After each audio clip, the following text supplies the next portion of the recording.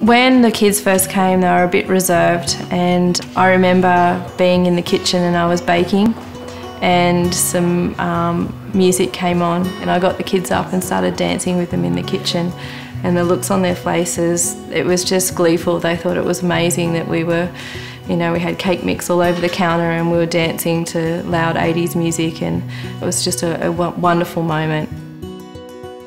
We decided that at some stage in our life that we would like to be foster carers, and it got to a point where we started thinking, well, why wait? We're young, we've got the energy, and we had a house with extra room in it. And then it was Tim actually that brought it up, that there are just so many children in need, you know, in our hometown, in our own state. So that's kind of what pushed us towards fostering.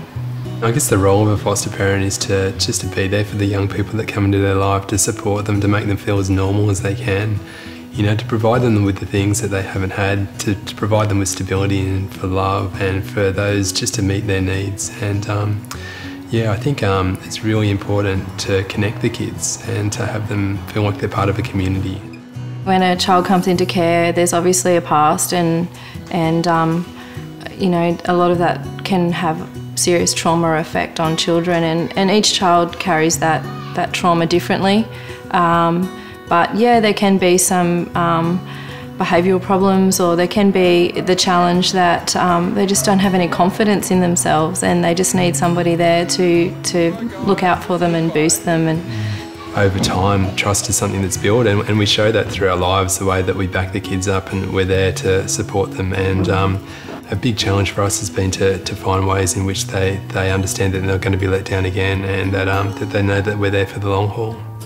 Personally, this fulfilling that mum role is just a lifelong dream of mine, and I get to do it 5 times over, so you know, that's very rewarding. I guess we've both realised that it's a big team effort, fostering. Especially with the number of kids that we've got, we both have to be pretty hands-on, and we both want to be. It's not like it's a chore. It's you know, one of the habits that I've developed is hanging out the washing at 9 o'clock at night, and you know, we do about 5 loads a day. The poor old washing machine gets a workout, but you do what you've got to do. And I think the biggest thing for us is that we've just discovered that to continue to put the energy into the kids, we need to look after ourselves and we need to look after each other.